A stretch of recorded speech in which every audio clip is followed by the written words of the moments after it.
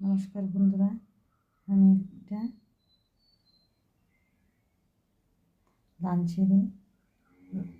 লাঞ্চের থালি সাজিয়েছি। দেখো, এই দিয়ে লাঞ্চ করব।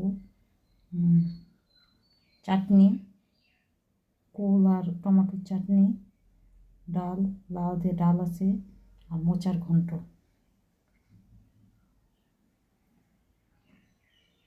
তোমরা সবাই চ্যানেলটা যদি তোমাদের ভালো লাগে, সবাই তোমরা সাবস্ক্রাইবার